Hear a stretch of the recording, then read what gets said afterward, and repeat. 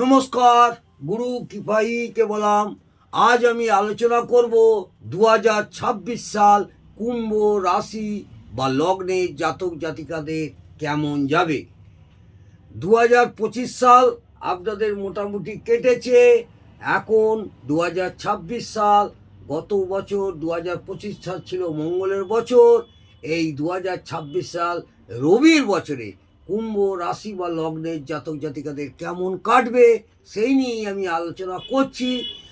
কুম্ভ রাশি আমাদের কালপুরুষের একাদশ রাশি হচ্ছে কুম্ভ রাশি। কালপুরুষের একাদশ রাশি অর্থাৎ এই কুম্ভ রাশি হচ্ছে বায়ুতত্ত্বের রাশি। হ্যাঁ, রাশির কোন কোন জায়গায় কোন গ্রহ অবস্থান করছে সেই নিয়ে আমি একটু আগে বিস্তারিত আলোচনা করে নিই। আপনাদের রাশিতে, আপনাদের গৃহে কে বসে আছে? রাহু বসে আছে। এই রাহু একটা রাশিতে 1.5 বছর অবস্থান করে। দ্বিতীয়ভাবে অর্থাৎ রাশির দ্বিতীয় ঘরে বসে আছে শনি গ্রহরাজ। পঞ্চমে আছে আপনাদের বৃহস্পতি। 2রা জুন বৃহস্পতি ষষ্ঠে অবস্থান করছে। আর রবি আছে আপনাদের একাদশে। রবি গ্রহ বসে আছে আপনাদের একাদশে। বোঝা গেল? সেই পরিপ্রেক্ষিতে আমি বলবো আপনাদের 2025 সাল মোটামুটি মিশ্র ফলাফল কেটেছে, খুব একটা ভালো যায়নি। এই বছর আপনাদের শারীরিক অসুস্থতা দেখা দেবে। 2026 সাল বিশাল কিছু একটা হবে সেটাও নয়। এবছর শরীরের দিকে যত্ন নেবেন। কিছু একটু হলেই বাত বেদনা এবং যে কোনো রকম কোনো ট্রাবল বুঝতে পারলেই আপনারা একটু ডাক্তারের পরামর্শ নেবেন। এই বছর আপনাদের শারীরিক অসুস্থতা প্রচণ্ডভাবে দেখা যাচ্ছে। শরীর খুব একটা ভালো যাবে না। সারা বছরটাই কুম্ভ রাশির জাতক জাতিকাদের খুব একটা শরীর ভালো যাবে না। শরীর দুর্বল হবে। যতই খাওয়া দাওয়া করুন না কেন শরীরের মধ্যে একটা দুর্বলতার ভাব যেন সবসময় লেগেই থাকবে। শনির 7.5 চলছে বর্তমান আপনাদের। শনি 7.5 তৃতীয় চরণে চলছে। এই শনির 7.5 চলাকালীন আপনাদের অনেকটাই অসুবিধার মুখে পড়তে হয়েছে এবং এখনও আপনাদের সেই শনির 7.5 প্রভাবটা আপনাদের রাশি এবং লগ্নের জাতক জাতিকাদের কিছুটা হলেও খারাপ ফল দেবে। সেই নিয়ে ভয়ের কিছু নেই, আতঙ্ক দরকার নেই। রাহু অবস্থান করায় একটা আতঙ্ক তৈরি হয়, কিন্তু জুন থেকে 30 অক্টোবর পর্যন্ত হেলথ ডাউন চলবে। সারা বছরটাই যে হেলথ খুব একটা ডাউন চলবে সেটা নয়। প্রথমেই বলি, জুন মাসে 2 তারিখ থেকে 30 অক্টোবর পর্যন্ত হেলথ ডাউন চলবে।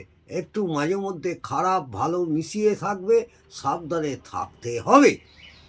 2রা জুন পর্যন্ত চাকুরি ক্ষেত্রে উন্নতি দেখা যাচ্ছে। যারা চাকুরিজীবী 2রা জুন পর্যন্ত তাদের চাকুরিতে উন্নতি দেখা যাচ্ছে। অর্থাৎ 1 জানুয়ারি থেকে 2রা জুনের মধ্যে চাকুরিতে প্রমোশন, চাকুরিতে যেটা মনোমালিন্য ছিল, ঊর্ধ্বতন কর্তৃপক্ষের সঙ্গে যে ঝামেলা ছিল, সেইটা 2026 সালের প্রথম থেকেই জুন মাসের মধ্যে সেই ঝামেলাটা মিটে যাবে।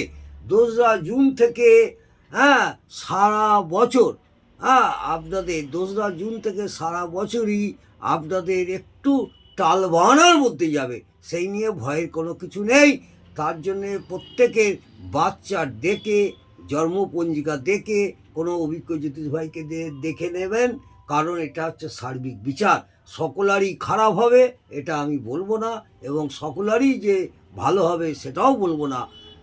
ভালো মন্দ এগুলো মিশিয়ে থাকবে। এই সার্বিক বিচারে হয়তো 25% আপনাদের কিছুটা মিলবে। 2রা জুন পর্যন্ত চাকুরির ক্ষেত্রে উন্নতির যোগ দেখা যাচ্ছে, যেটা আগে বললাম।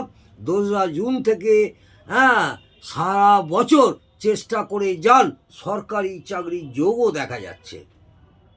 যারা চাকরি পাননি তারা 2রা জুন থেকে বাকি 31শে ডিসেম্বর পর্যন্ত চেষ্টা করুন। সরকারি চাকরির যোগ আমি একটা আপনাদের ছকে দেখতে পাচ্ছি। বিদেশে যাবারও সুযোগ প্রবলভাবে দেখা যাচ্ছে। যারা বিদেশে চাকরি করতে চান তারা বিদেশে যাবারও সুযোগ প্রবলভাবে দেখতে পাচ্ছি। যারা বিজনেস করছেন তাদের ব্যবসা এবছর মিশ্র ফলাফল দেবে, খুব একটা যে ভালো হবে তা নয়, কিন্তু ব্যবসায় ব্যাপক উন্নতির যোগ দেখা দেবে 2রা জুন থেকে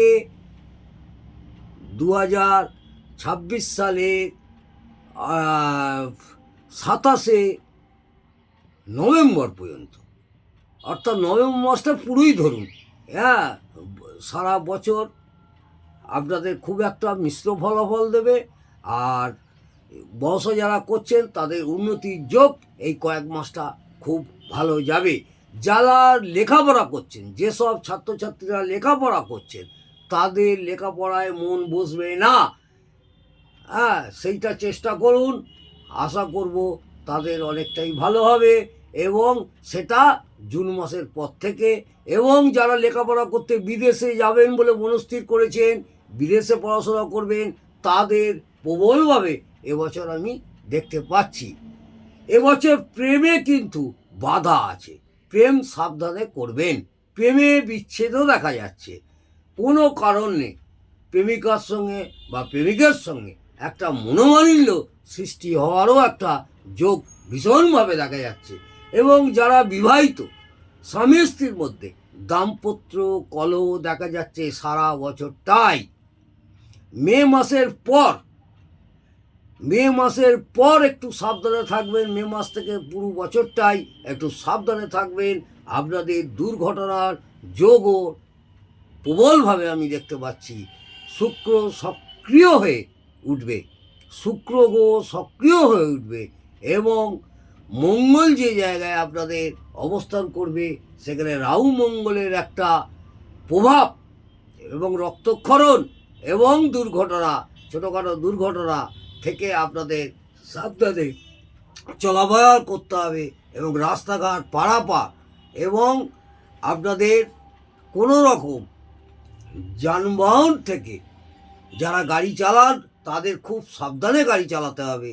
এই বছর কিন্তু প্রবলভাবে আমি দেখছি একটা দুর্ঘটনার সম্ভাবনা থাকে। যদিও এটা সার্বিক বিচার, সেই নিয়ে ভয় পাওয়ার কিছু নেই। যদি আপনাদের জন্মপঞ্জিকা বা জন্মকুণ্ডলী থাকে, কোনো এই বছর অন্তত কোনো অভিজ্ঞ জ্যোতিষ ভাইদের কাছে গিয়ে একটু বিচার করে নেবেন আপনাদের কেমন যাবে। সার্বিক বিচার অনুযায়ী বলবো এই বছরটা মোটামুটি তালবাহানার মধ্যে আপনাদের অতিক্রান্ত হবে, খুব একটা ভালো যাবে না। বড় বড় কথা বলে আপনার এই হবে ওই হবে, ওই গোল্ডেন টাইম, আমি সে কথা বলবো না।